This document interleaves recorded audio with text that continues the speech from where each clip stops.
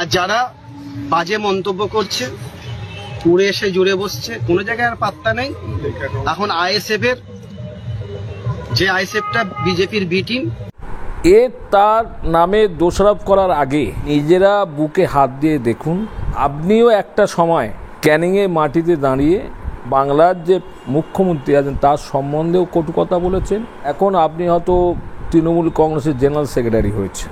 রাজনীতির নেতা হিসাবে কাসেম বাবু যেটা বলেছেন, ক্যানিংয়ে মাটিতে দাঁড়িয়ে তিনি সব ভাষাগুলো বলেছিলেন। আবার ফুরফুরাইতে গিয়ে যখন বাংলার মুখ্যমন্ত্রী কাসেম বাবুকে ডেকেছেন, তিনি সব ভুলে গেছেন। একটা পদ যখন দিয়েছেন, বিগত দিনে যে ভাষাগুলো বলেছেন সেটা কাসেমবাবু একদম ভুলে গেছে, আর নেই, মনে নেই ওনার।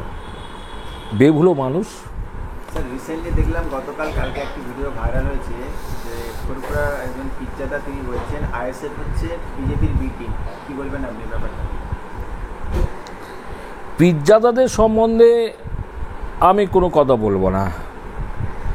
আমি দাদা পীর কেবলা রহমতুল্লাহ এবং ওনার যারা সিলসিলারা আছেন, আমি তাদের খুব সম্মান করি, শ্রদ্ধা করি।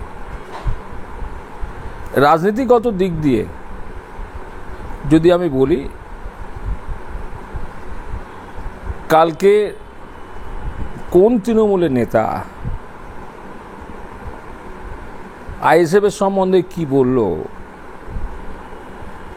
বা আইএসএফ তৃণমূল নেতার সম্বন্ধে কি বলল, সেটা আমাদের জাতীয় কংগ্রেস বোঝার কোনো প্রয়োজন আছে বলে আমি মনে করি না। আমি বাংলার মানুষদের শুধু এই বার্তা দেব, কে কখন এ টিম বি টিম হচ্ছে কার। আর বাংলার মানুষ, বিশেষ করে বাংলার মুসলিম মানুষ, গরিব মুসলিম মানুষ সর্বত্রভাবে পিছপা হচ্ছে, ক্ষতিগ্রস্ত হচ্ছে, মৃত্যুর মিছিল চলছে। এই সামনে বিধানসভা ভোটটা আসবে। এই বিধানসভা ভোটে আমি পরম করুণাময় সৃষ্টিকর্তার কাছে দোয়া কামনা করব, যাতে না কোনো মানুষের না যেন এক ফোঁটা শরীরে রক্ত ঝরে। কিন্তু গত পঞ্চায়েত ভোটটা আমরা দেখলাম, তার আগে বিধানসভা ভোট, লোকসভা ভোট, মৃত্যুর মিছিল চলল।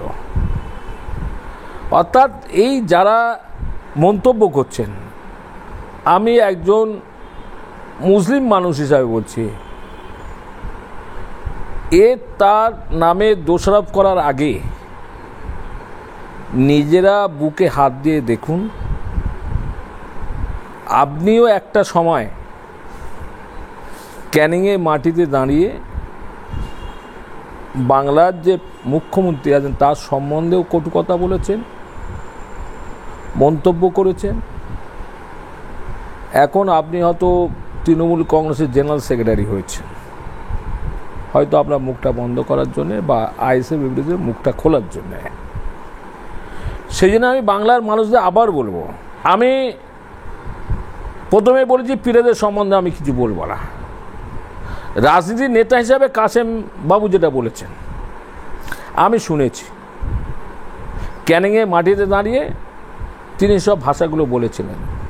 আবার ফুরফুরাইতে গিয়ে যখন বাংলার মুখ্যমন্ত্রী কাসেম বাবুকে ডেকেছেন, তিনি সব ভুলে গেছেন। একটা পদ যখন দিয়েছেন, বিগত দিনে যে ভাষাগুলো বলেছেন সেটা কাসেম বাবু একদম ভুলে গেছে, আর নেই, মনে নেই ওনার। বেভুলো মানুষ। আগামী দিনে হয়তো আল্লাহ পাক আবার অন্যরকমভাবে ফের যদি হেদায়েত দেয়, আবার ফের হয়তো আর একটা কোনো বিস্ফোরণ মন্তব্য করব। শুধু এইটুকু বলবো, জানাজা ব্যক্তিগত ব্যাপার। আমি কারো জানাজা পড়তে পারি, নাও পড়তে পারি।